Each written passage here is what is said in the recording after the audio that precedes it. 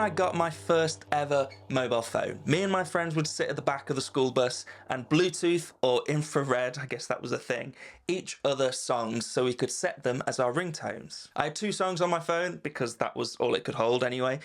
Iron Man by Black Sabbath and All Star by Smash Mouth. And because I'd got those songs 3rd, 4th or 5th hand, you know, my friend had sent them to me, who'd been sent them by somebody else, who'd been sent them by somebody else, the audio quality had inevitably got pretty bad. It was digitally compressed, it had developed aliasing and artifacts that made it sound weird, but we didn't really care, I guess, because we just wanted Black Sabbath as our ringtone. So when I heard Chase Bliss were making a pedal with guitarists, who make a plugin of the same name, to replicate that digital compression and degradation, I was a little perplexed, really. Why would we want that sound now in a world where digital audio is much, much more pristine? So I came to the Lossy kind of skeptically, but I shouldn't have worried really, because my mind was quickly changed. Chase Bliss and guitarists have harnessed all the good things that we remember about early 2000s digital audio, taken that nostalgia, left out all the crappiness,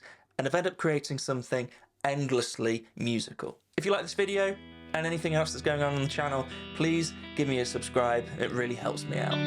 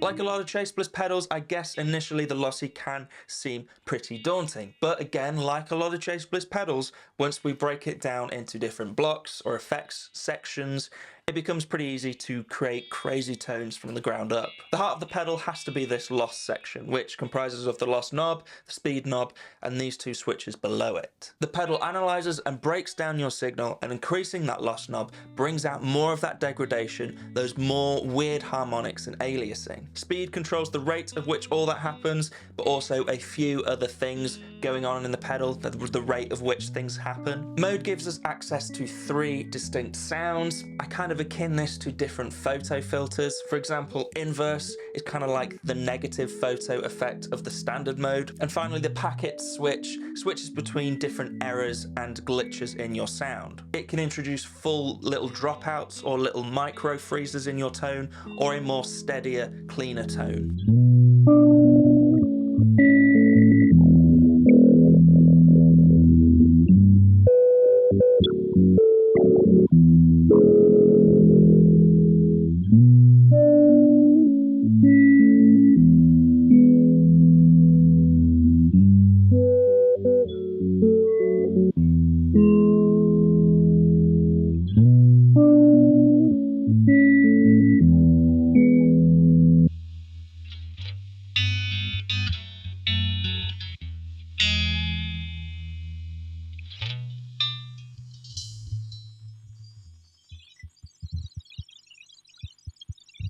The next effect block is the filter, and Lossy has a really powerful filter that you can do some cool stuff with. We can set the width, position, and slope of the filter with these three things on the side of the pedal, but we can also invert the filter, so it basically takes out whatever frequency you select for some even weirder sounds.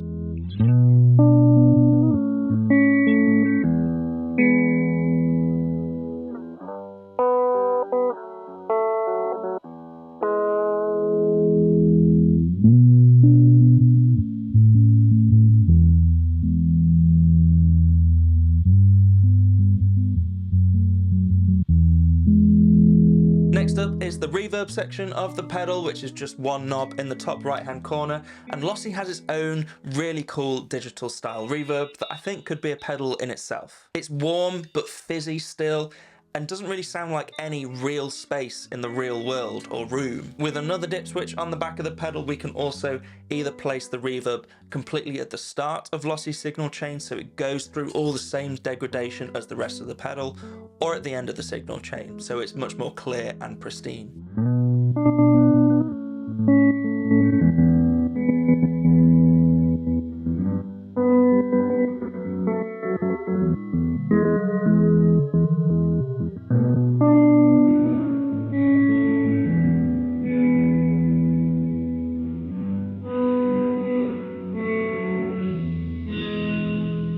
Finally, my favourite control on the pedal is this global knob. You can initially approach this knob a bit like a wet-dry mix, even though that's kind of not really what it's doing at all. It sets the amount of processing in the signal globally, so increasing the global knob increases the intensity of just about everything. And I think this is the key to finding the more subtle tones in Lossy, which actually is probably where the beauty in the tone lies. If you max out the global and then find your sound with the rest of the knobs and you can actually hear what they're doing, and then when you're happy, back down the global knob until you find the sweet spot between absolute carnage and beauty.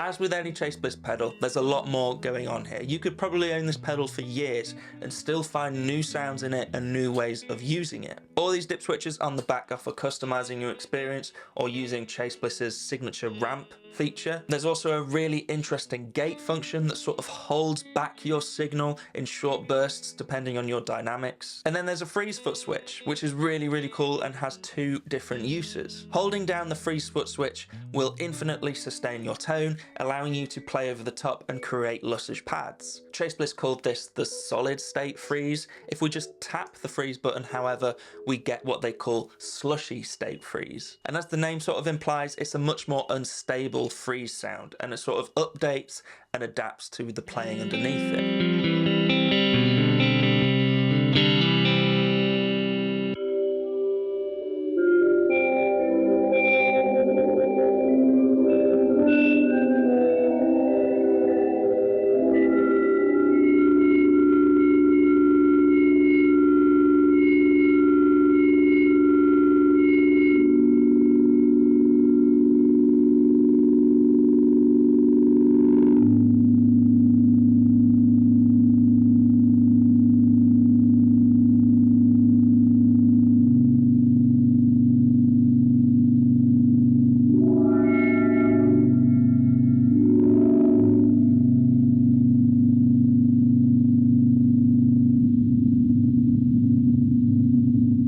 Lossy is an incredible production tool, but for us guitar players who just want it on a pedal board, it gives us a creator of tone like it's not been available to us before. But I know you're going to ask, what's the difference between the Lossy and the Gen Loss Mark II?